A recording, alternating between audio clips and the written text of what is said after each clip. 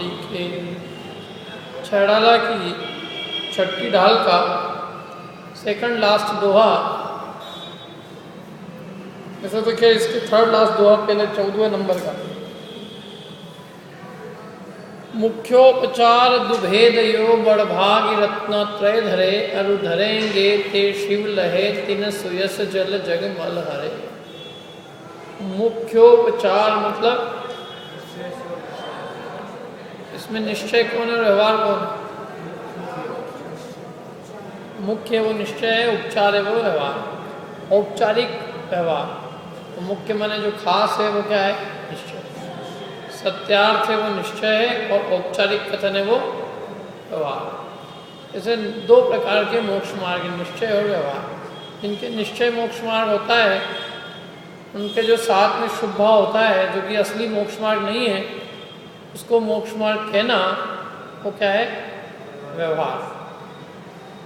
जैसे बादाम जब अपन खरीदते हैं तो बादाम के साथ उसके छिलके को भी बादाम कहना ये व्यवहार। केले के छिलके को भी केला कहना ये व्यवहार। उसी प्रकार निश्चय के साथ रहने वाले शुभ भाव को, जो कि मोक्ष मार्ग नहीं है, उसको मोक्ष मार्ग कहना वो व्यवहार।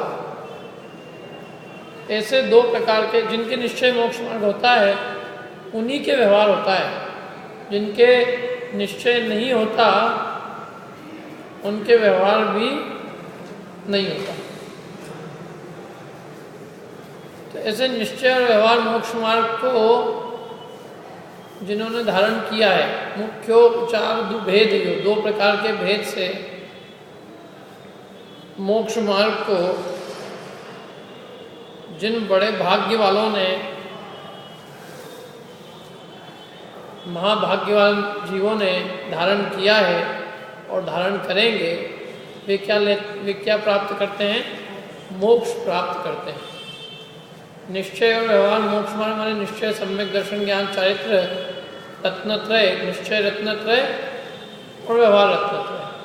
तो जिन्होंने इस निश्चय व्यवहार रत्नत्रय को धारण किया वे मोक्ष प्राप्त करेंगे, और जिन्होंने धारण किया अथवा जो धारण करेंगे वे मोक्ष को प्राप्त करेंगे।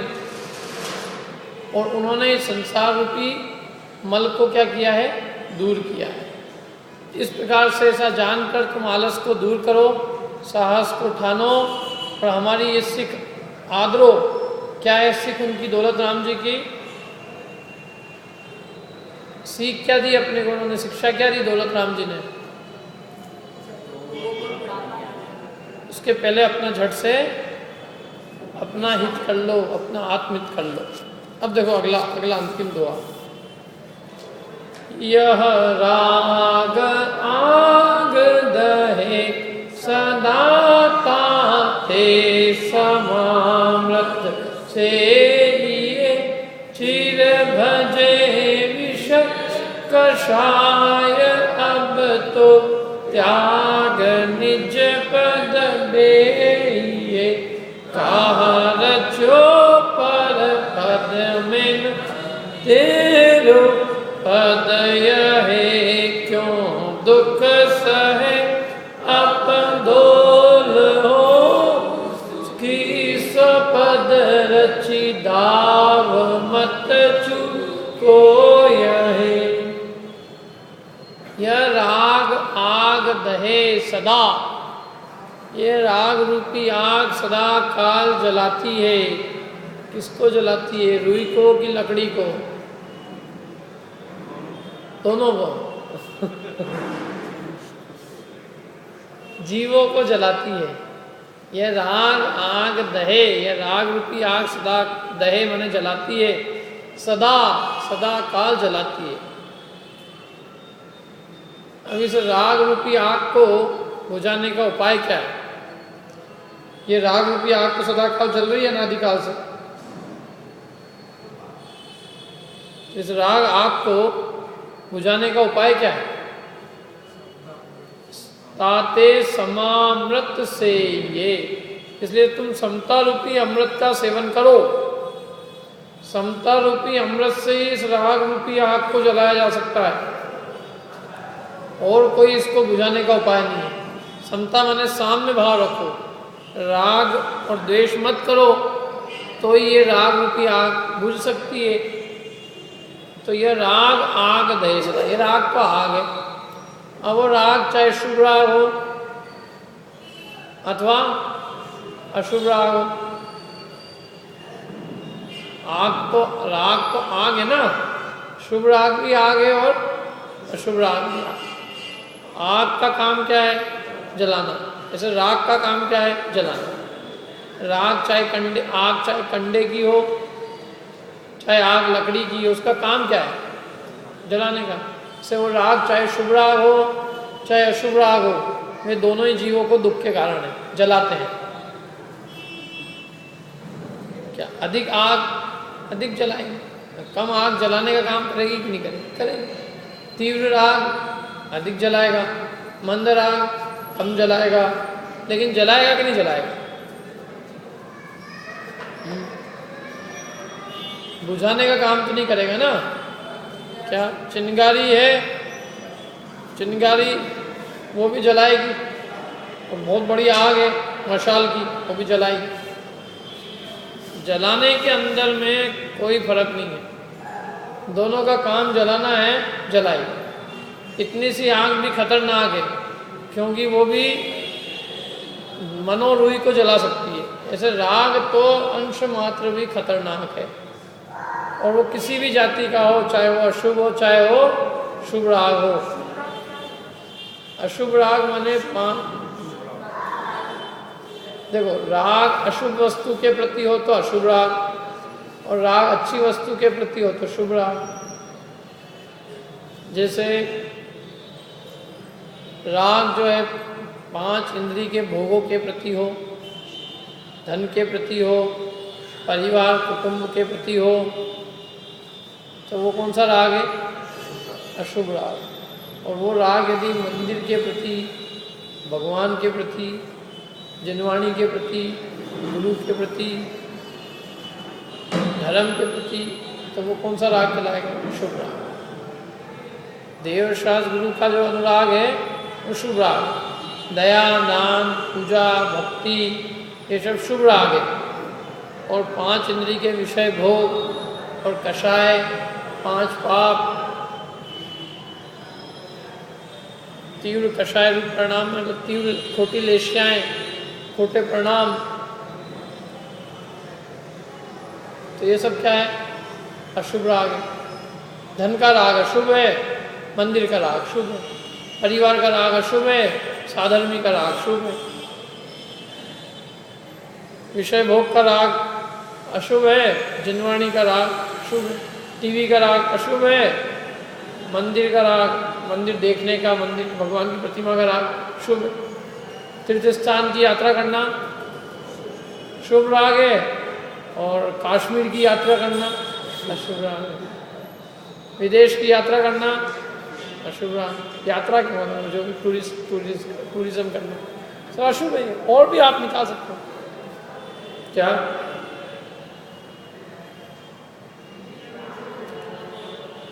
इसमें दिया है ये अशुभ उपयोग क्या है, उसके उदाहरण दिए सब।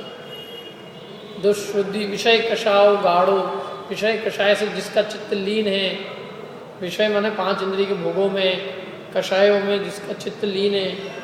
दुष्शुद्धि, खोटी चीज़ें सुनने में जिसका चित्त लीन है, दुष्ट चित्त है, दुष्ट गोष्ठियों से संयुक्त है, उग्र है, उन्मार्ग खोटे मार्ग में पड़ा हुआ है, वो जीव कौन है? अशुभोपयोगी है। कौन कौन सी बातें कही? विषय कषायो गाढ़ो, जब विषय कषाय में जिसका चित्त लीन है। दुष्श्रुति, दुच्चित्त, दुष्ट गोष्ठी जिदो। दुष्श्रुति माने खोटा सुनना, खोटे चित्त और खोटी गोष्ठी में जिसका मन लगा हुआ है, और उग्र है और खोटे मार्ग में पड़ा हुआ है, वह अशुभोपयोगी। विषय कषाओ गाढ़ो, दुष्श्रुति, दुच्चित्त, दुष्ट गोष्ठी जुदो, उग्गो उम्मग्ग परो, वो गो जस सो अशुभ, वो अशुभोपयोगी है। शुभोपयोगी का उदाहरण देव, यति, गुरु की पूजा, तेवल यदि गुरु पूजा सु, वो उपवास, दान, ये सब शुभोपयोग के उदाहरण।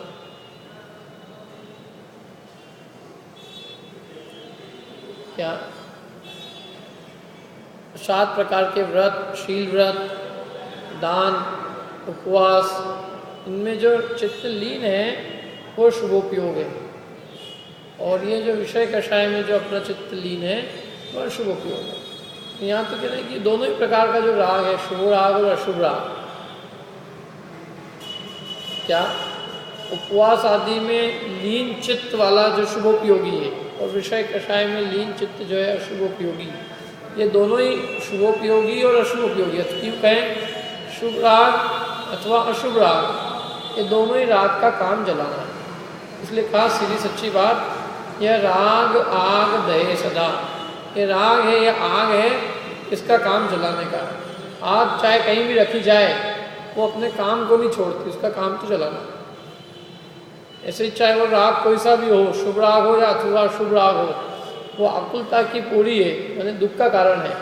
जीव के आकुलता और दुख का कारण होने से उसको क्या कहा है, तो जीव को जलाने वाली है। इसलिए कहा यह राग आग दहे सदा, ये राग की आग सदा काल जीवों को क्या करती है, जलाती है।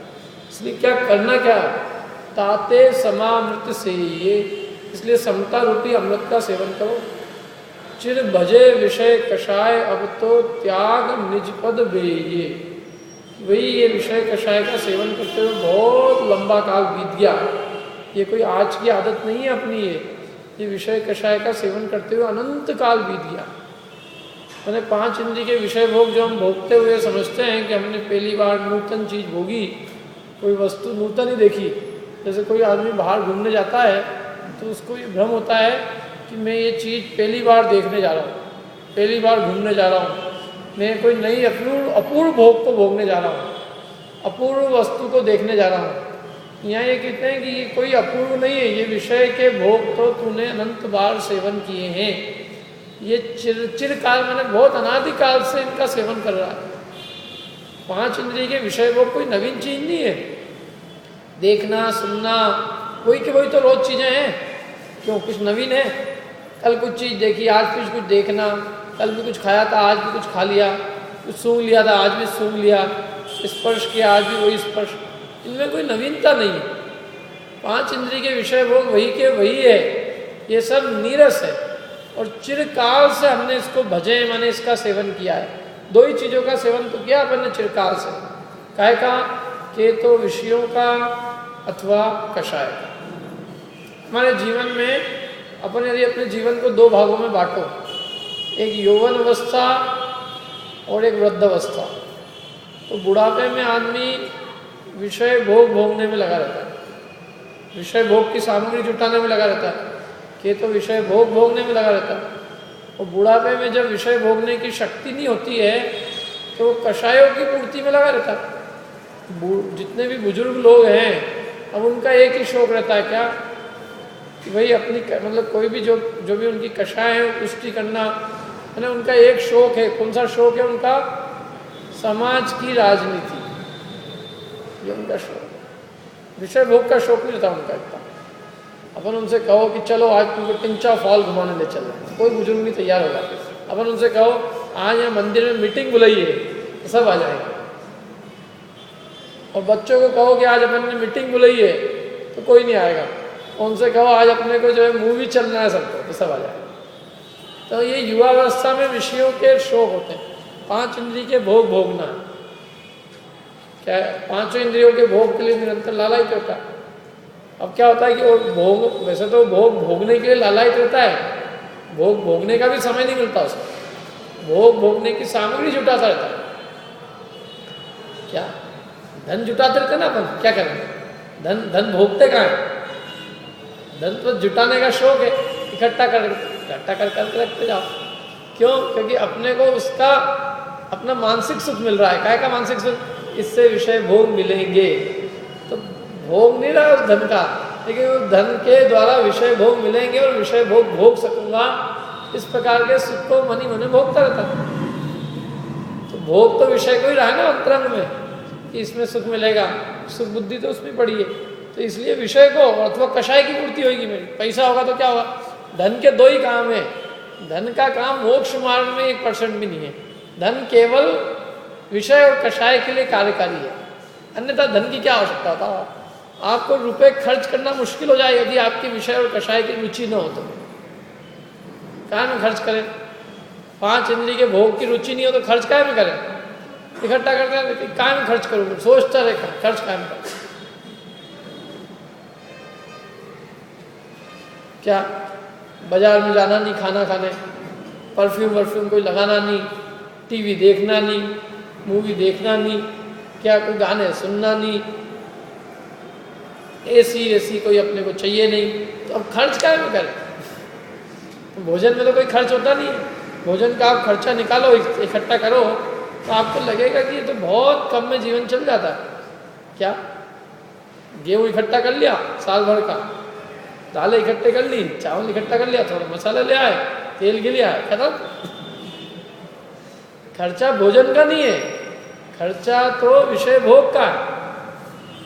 क्या जितने का आदमी का साल भर का भोजन का खर्चा नहीं होता है, उतने तो विषय भोगिया जीवों को एक एसी खरीद के लाए 1 साल, उसमें ही हो गया। साल भर का खाने का खर्चा और एक एसी का खर्चा। जितना हम खाने में नहीं खर्च करते ना, उससे ज़्यादा तो अब हमारे भोगों में, मतलब ये विषयों के अंदर खर्च होता है। टीवी की चैनल को देते हैं अपन, फिर इंटरनेट का खर्चा है, एक फ़ोन का खर्चा है, पेट्रोल का खर्चा है। अब इनमें से कौन सी चीज़ खा रहे हैं अपन? इंटरनेट खा रहे, टीवी खा रहे, क्यों? एसी खा रहे, बिजली खा रहे। खाने का खर्चा निकालना, अपना देखना क्या है। भोजन का कोई खर्चा ही नहीं होता है, खर्चे सब विषय भोग के होते हैं। 5 इंद्रिय की भोगों के खर्चे हैं। भोग की रुचि नहीं हो तो खर्चा काहे का? क्या? तो एक तो विषयों के खर्चे हैं, दूसरे काहे के खर्चे? मतलब देखने का भी शौक है तो वो विषय का ही ना, टीवी चाहिए, और टीवी लाने में खर्चा नहीं होता है। हर महीने उसके चैनल का भी तो खर्च करते हैं हम, टीवी का, इंटरनेट देखना अपने उसका, हर फ़ोन के खर्चे, ये कर्ण इंद्रिय का खर्चा है। तो दुनिया भर की ये चाहिए, वो चाहिए, चाहिए। और दूसरा काय का खर्चा है? कषाय का। कषाय मन लो अपने को बड़ा माने, तो उसके लिए क्या करना? वस्त्र खरीदो, चप्पल जूते खरीदो, फ़ोन खरीदो, गाड़ी खरीदो। विषय माने भोग, 5 इंद्रिय के भोग। और कषाय क्रोध मान माया लोभ, मान मेरे को बड़ा माने, तो बड़ा माने उसके लिए क्या करें? अब जैसे रसगुल्ले खाना चीज़ अलग है, रसगुल्ला तो रसना इंद्रिय को मिल रहा है ना, लेकिन कपड़े को खा तो ही नहीं रहे अपन। जैसे मैं समझ लो, जो भी कपड़ा कौन सा अच्छा आता है, कोई सा अच्छा कपड़ा पहन के आया, तो वो उससे मेरे विषय का भोग नहीं हो रहा। विषय का भोग, जैसे जो चीज़ मैंने यहाँ पहन रखी है, तो मैं तो ही नहीं देख रहा हूँ उसको तो दूसरे देख रहे हैं। तो देखने का सुख तो दूसरे को है, अपने तो केवल इस बात का कि लोग देख देख के कहेंगे कि हाँ क्या चीज़ है। जैसे आदमी चश्मा पहनता है, तो चश्मा खुद तो ही देखता उस चश्मे को, चश्मा तो दिखाने के लिए पहनता है। चश्मा है नहीं, कोई भी वस्त्र है, आभूषण है। मैंने यहाँ हार पहना, समझ हार, और फिर ये हार पहन के बटन खोल के दिखाया मतलब उसने, तो अब वो मैं तो ही देख रहा हूँ बार बार उस हार को। क्या वो हार को तो दिखाना है ना मेरे को, कि भाई लोग देखे, तो यूँ पूरा घूम फिर के सब जगह कर करके, तो कैसे भी करके मेरा हार देखे लोग। और कोई नहीं देखे तो बोला आकुलता हो, कोई कुछ कहे ही नहीं। इतनी पूरे दिन भर अपन दुकान पे घूम घूम के और हार लेके आए, और इनको तो किसी ने कुछ कहा ही नहीं कि ये एकदम नई लेटेस्ट डिज़ाइन। तो वो दिखाने के लिए, अपने खुद के भोग के लिए तो ही नहीं। जितने भी आभूषण पहनता है आदमी, काय के लिए? कषाय के लिए, मान के लिए ना। वो 90% जो इसके मतलब वस्त्राभूषण में खर्चा होता है, वो कषाय के लिए होता है। वस्त्र के लिए कितना खर्चा चाहिए बताओ? सिंपल वस्त्र के लिए नहीं चाहिए खर्चा ज़्यादा, लेकिन ब्रांडेड लाना हो चीज़, मैं तो बिना ब्रांड के कोई चीज़ लेता ही नहीं। ब्रांड में तो फिर ब्रांड ही हो जाएगा और क्या क्या संसार में जीव, अरे लाखों करोड़ों अरबों लोग हैं ऐसा जिनका जीवन चल रहा है। ऐसा नहीं कि जीवन चल रहा है। ये तो क्या है कि अच्छा है कि संसार में जो जीवन उपयोगी वस्तु है वो सस्ती है, इसलिए किसी को जीवन चलाने में दिक्कत नहीं होती। ये जितना भी अधिक धन चाहिए वो एक केवल अपने विषय और कषाय की पूर्ति में निमित्त बनता है और कोई कारण में निमित्त नहीं बनता। और दूसरा वो आकुलता को लेके आता है। भाई अब होगा तो उसको खर्च कैसे करें? तो दो काम करें, या तो इसको बढ़ाए तो बढ़ाने में अपना दिमाग लगाते रहो, क्या करें इसको, और बढ़ाए नहीं तो खर्च करें। तो अब खर्च करने में दिमाग लगाओ कि कहाँ खर्च करना चाहिए जिससे लोगों को पता चले। लोगों को पता चलना चाहिए ना मैंने कितना इकट्ठा किया है। यदि पता ही नहीं चले और मेरे घर में ही रह जाए तो मेरा जीवन बेकार हो गया, फिर मतलब क्या रहा? इतना इकट्ठा भी किया तो पब्लिक को तो पता ही नहीं चला। तो वो इसलिए अपने अभिमान के लिए वो खर्च करता है। उसके लिए फिर वो देखता है कि भाई कहाँ भीड़ ज़्यादा है, बोली बोली लेना, पता चले लोगों को। क्या उसको मतलब ही नहीं कि वो काय चीज़ के लिए क्या हो रहा है, उस धन का क्या उपयोग होगा, काय में उपयोग होगा, कोई मतलब नहीं है। लोग कितने 10,000, एक एक आदमी के हिसाब से 5 रुपये, 50,000 तक तो बोल लेंगे। एक आदमी के ऊपर 5 रुपये तो खर्च कर ही सकते हैं। इसलिए ये कषाय के लिए वो जैसे बुजुर्ग लोग, अब उसके भोगने की शक्ति कहाँ है? मैंने हिंदुस्तान में तो कम से कम फिर भी ऐसा है ना, कोई बुजुर्ग व्यक्ति भोगे तो उसको अच्छा नहीं माना जाता। क्या तो फिर भी खैर जिनकी इच्छा होती है वो फिर भी भोगते हैं।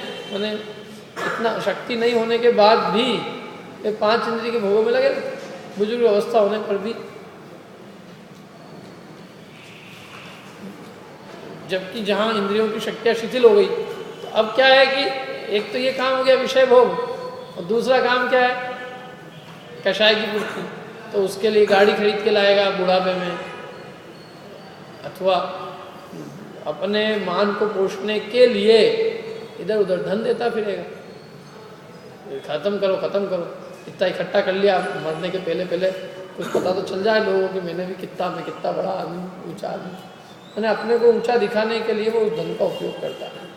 देखो क्या है कि कोई भी व्यक्ति हो, ये विषय कषाय की वृत्ति सबकी रहती है। हर आदमी ये चाहता है कि मैं किसी न किसी रूप में ऊंचा दिखूं। तो जिसके अंदर कोई कला होती है उस कला के माध्यम से, जिसे धन होता है वो धन के माध्यम से।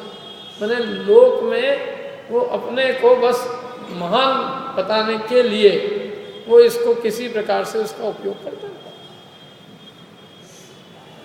तो इसलिए उन्होंने कहा कि ये कोई नई चीज़ नहीं है, ये विषय और कषाय का सेवन, ये तो बहुत पुरानी आदत है और ये हमने चिरकाल से भजे हैं। अभी हमारी थोड़ी विषय कषाय व्यक्त होती है, एकेंद्रिय आदि पर्यायों में वे व्यक्त नहीं होती थी, अंदर थी।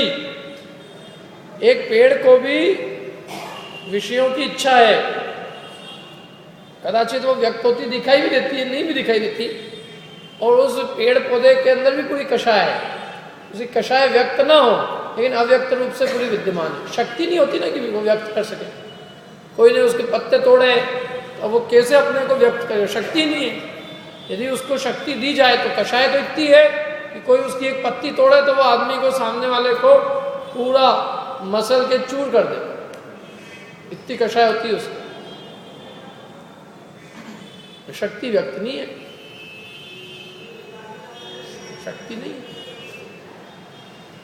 तो ये अब क्या होता है, मनुष्य पर्याय में आता है, थोड़ी बहुत शक्ति मिलती है।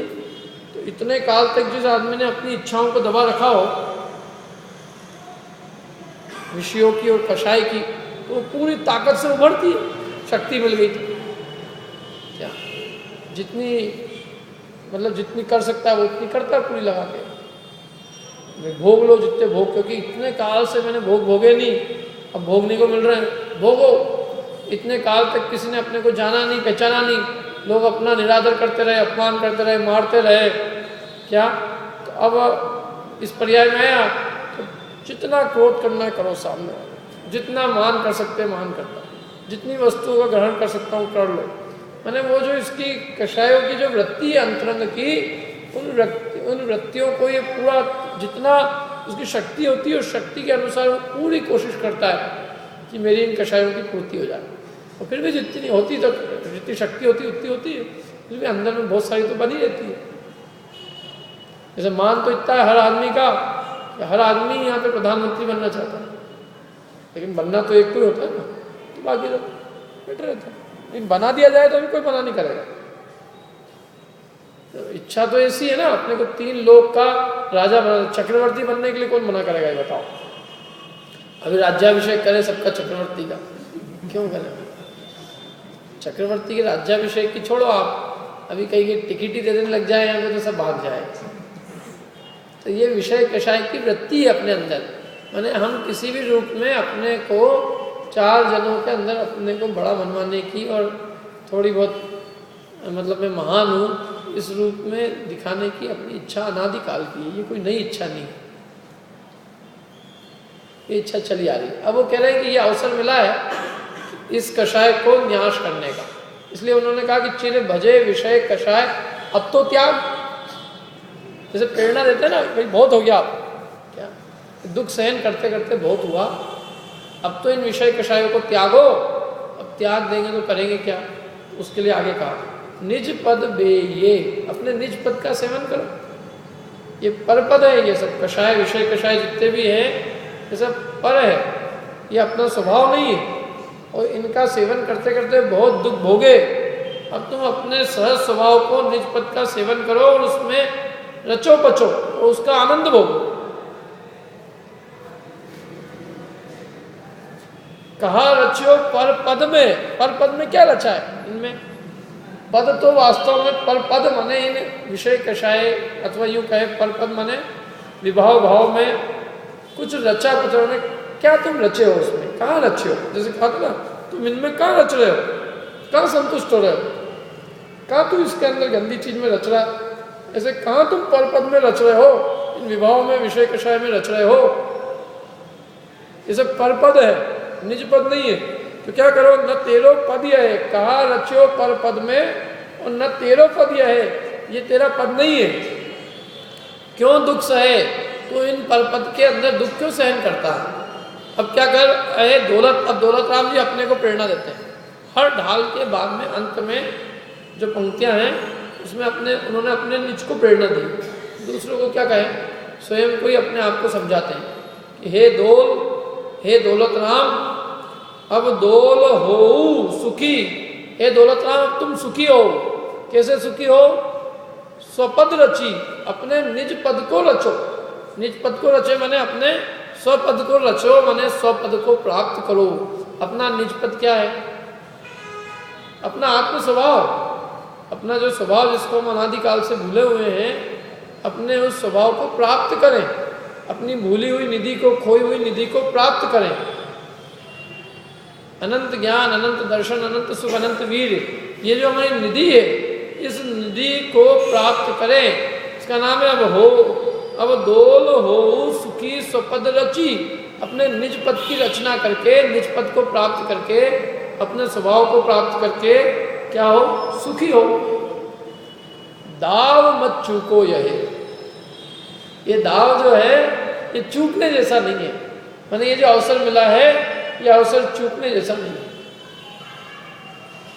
ये बहुत भाग्य से तुमने ये अवसर पाया है और अब इस अवसर का उपयोग अपने निज पद को प्राप्त करने में करो।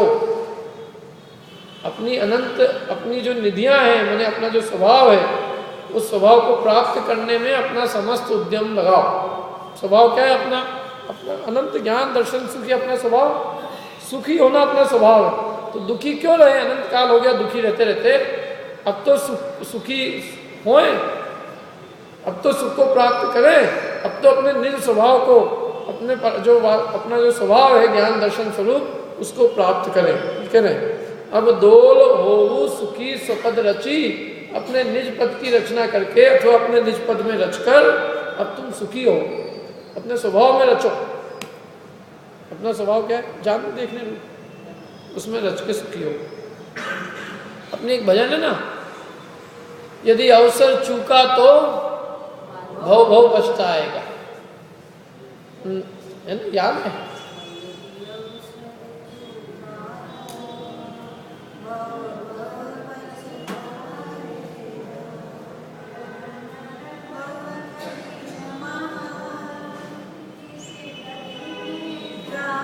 ये उनका पवैया जी का भजन है कि यदि ये अवसर चूका तो भव भव पछताएगा, अनंत भव तक पछताएगा। उसी को उन्होंने यहाँ पे कहा है कि दाव मत चूको ये दाव चूकने जैसा नहीं है, अवसर चूकने जैसा नहीं। देखो इसका अन्वयार्थ पढ़ते हैं। यह राग रूपी अग्नि अनादिकाल से निरंतर जीव को जला रही है। कौन सी अग्नि जला रही है? राग रूपी अग्नि। और राग माने दोनों प्रकार के राग, शुभ राग और अशुभ राग, तीव्र राग, मंद राग। इसलिए समता रूपी अमृत का सेवन करना चाहिए। इस समता रूपी अमृत से इस आग को बुझाया जा सकता है।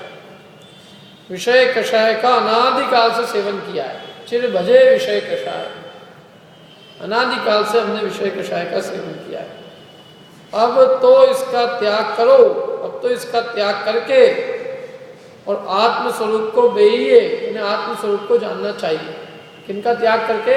विषय कषाय को त्याग करके और अपने निज आत्म स्वरूप को जानना चाहिए, प्राप्त करना चाहिए।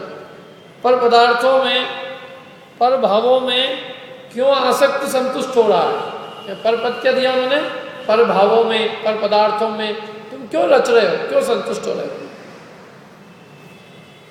ये जो जितने पर पदार्थ है इनमें क्या तुम रच रहे हो? पर पदार्थों में, पर पद में, पद माने ये भी कह सकते हैं अपन कि ये जो पद है, लौकिक पद जितने भी, इनमें तुम क्या संतुष्ट हो? किसी को बना दिया अपन, मंत्री बना दिया, संतरी बना दिया, अध्यक्ष बना दिया, मजा आ गया, ऐसा लगता है जैसे मेरी जिंदगी धन्य हो गई। तो कह रहे तुम इसमें ही संतुष्ट हो गए? तुम्हारा पद क्या है तुम्हें खबर ही नहीं है। अरे चैतन्य का पद मतलब सिद्धों का पद वो वास्तविक अपना पद है। सिद्ध पद, सिद्ध पदा एक वो है ना, सिद्ध सदा पद मेरो, मतलब सिद्ध अवस्था है वो मेरा पद है। पद तो वास्तव में 5 ही पद हैं। क्या यदि संतुष्ट होना है तो वो 5 पद मिले तो संतुष्ट हो सकते हैं। कौन से 5 पद है? पंच परमेष्टि के।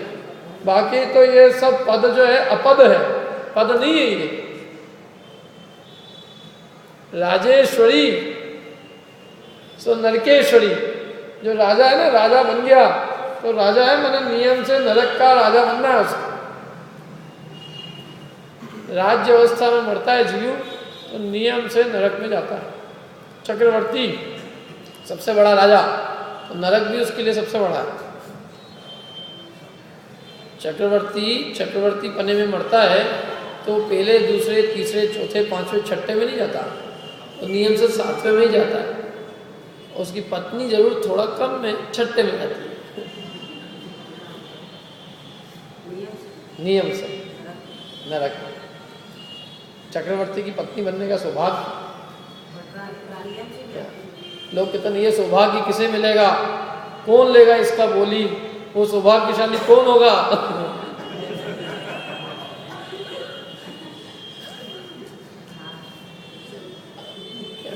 अब तो अपन बताए नहीं उसको, तो बता देते वो बनने कौन।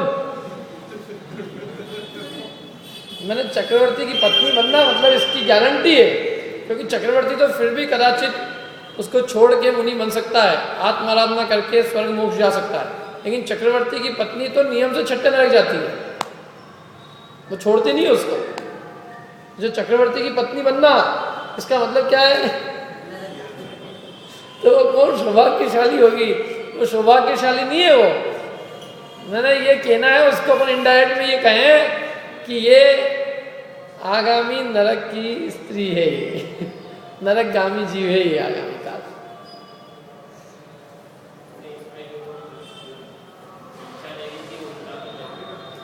दीक्षा करना नहीं हो तो कहता है कोई दीक्षा नहीं। मुख्य रानी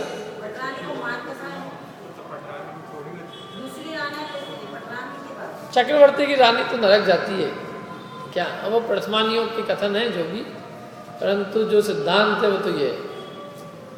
और चक्रवर्ती भी चक्रवर्ती पन्ने में मरे तो नियम से 7वें नरक जाता है।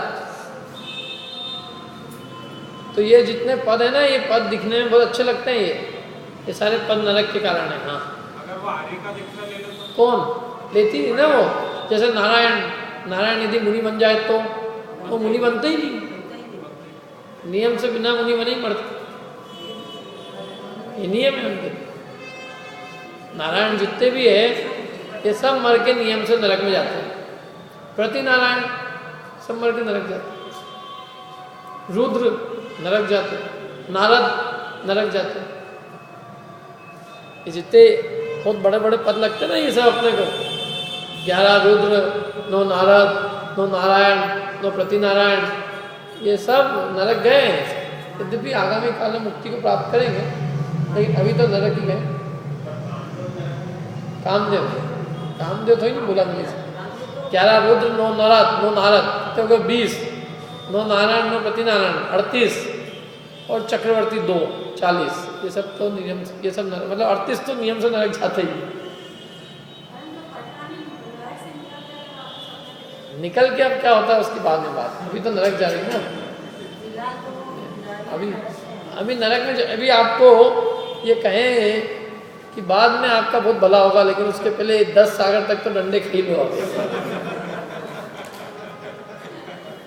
तो ये कोई बहुत अच्छी चीज थी नहीं।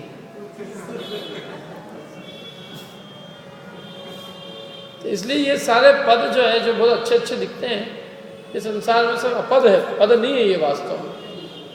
दूर के ढोल सुहावने दिखते हैं, वस्तुतः आकुलता रूप है, दुख रूप है। वर्तमान में भी दुख रूप है और भविष्य के लिए भी ये दुख रूप है। इसलिए इन पदों में रचने जैसा कुछ नहीं है। इन पदों की इच्छा करना। अच्छा, दूसरी एक बात और है, समझ लो किसी को पद नहीं मिले लेकिन पद की इच्छा है, तो वो तो व्यर्थ में पाप कर्म कर रहा।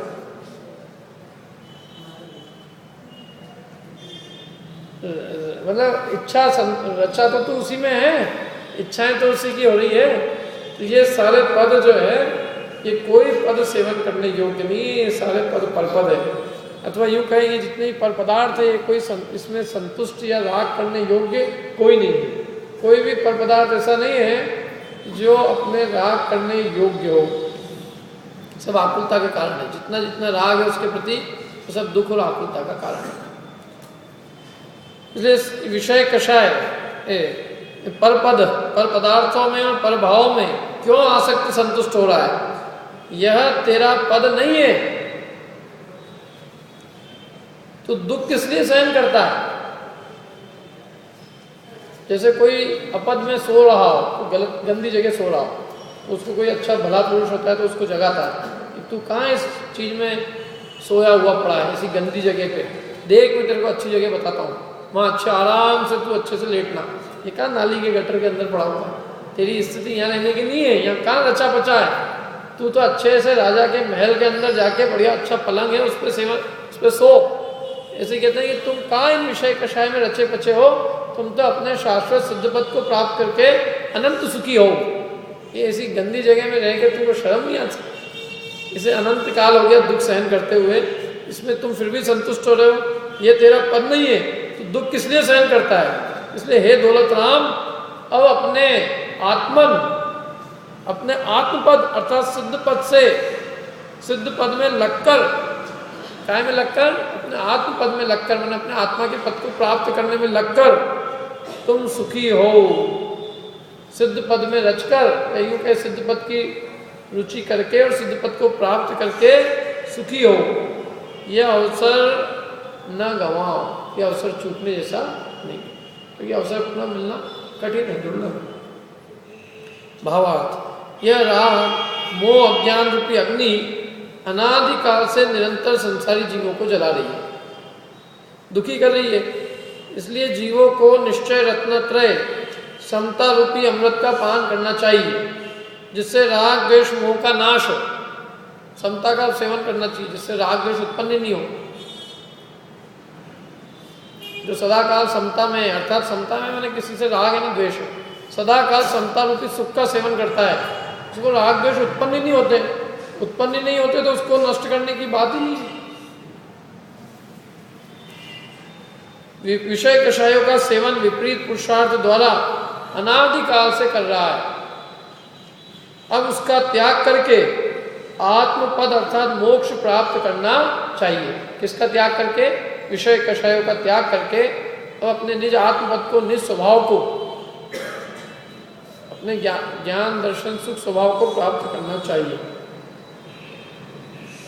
तो दुख किस लिए सहन करता है, क्यों दुखी होता है? तेरा वास्तविक स्वरूप अनंत दर्शन, अनंत ज्ञान, अनंत सुख और अनंत वीर्य है, उसमें लीन होना चाहिए। ऐसा करने से सच्चा सुख अर्थात मोक्ष प्राप्त हो सकता है। इसलिए हे दौलत राम, हे जीव, अब आत्मस्वरूप की प्राप्ति कर, आत्मस्वरूप को पहचान। यह उत्तम अवसर बारंबार प्राप्त नहीं होता, इसलिए उसे न गवा। सांसारिक मोह का त्याग करके मोक्ष प्राप्ति का उपाय कर।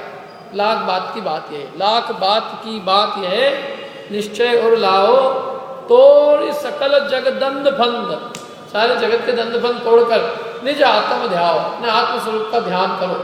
यदि सुखी होना चाहते हो तो, संसार के दुख से छूटना चाहते हो तो। नहीं छूटना चाहते, दुख ही नहीं लग रहे हो तो करो इसी में फिर। इस प्रकार से अपनी छेड़ाला पूरी हुई। अब तो ये अंतिम जो दोहा है, इसमें तो केवल इन्होंने कब इन्होंने इसकी रचना करी उसकी सूचना है। देखो वही पढ़ लेते हैं अपन। एक नव वसु एक वर्ष की तीज शुक्ल वेशा, करो तत्व उपदेश लगी बुध जन की भा। लघुदि तथा प्रमाद थे शब्द अर्थ की भूल, सुधी सुधार पढ़ो सदा जो पावो भवकूल। एक नव वसु एक।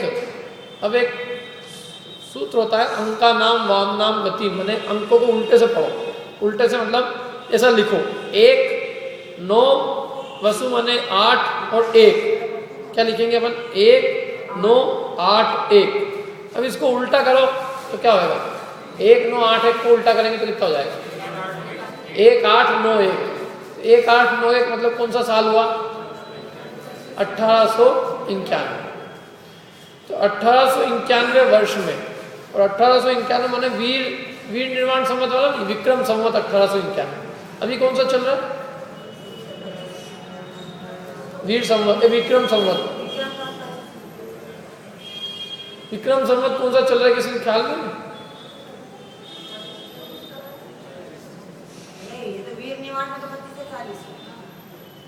विक्रम संवत 2040 है, कौन सा 2007 है? नहीं 40 तो कब से हो गया, 41 होगा। 57 साल का अंतर है इसमें। अभी कौन सा चल रहा है?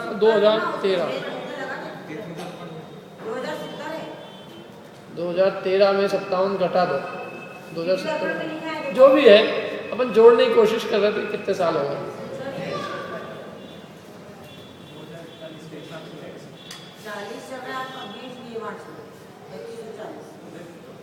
2060 होगा अभी तो, ये 2070 होगा है, 70 है ना। तो 1891 में हुई थी, तो 1891 से अभी कितने साल हो गए? 19 तो ये और 170, ये 170 189 190 साल पहले ये लिखा गया था। 190 कोई बात नहीं, हो गया था 100, हाँ तो 190 होगा फिर। तो 190 साल और 1 महीना, 190 साल पहले ये दौलत राम जी ने छेड़ाला लिखी थी। 190 साल और 15 दिन, 15-18 दिन। अभी तो ज्येष्ठ का कृष्ण है ना, तो ये 3 मतलब 15 दिन हो गए लगभग। कितने हो गए? 190 साल 15 दिन। 15 दिन को छोड़ दो, कितने हो गए? 190 साल, लगभग 200 साल हो। 200 साल पहले की दौलत राम जी की छेड़ाला पड़ी है, परंतु लगती ऐसी जैसे कोई आज ही लिखी। और इतनी भाषा इतनी मतलब सरल, इतनी मधुर है, पढ़ने में रुचिकर है, रोचक है। और ऐसा नहीं लग रहा है कि इतने साल पहले की, जैसे आज किसी ने लिखी हो, ऐसी लगती है बिल्कुल। तो ये 1 वसु 1 वर्ष की तीज शुक्ल वैशाख शुक्ल तृतीया के दिन इसकी रचना पूर्ण हुई थी।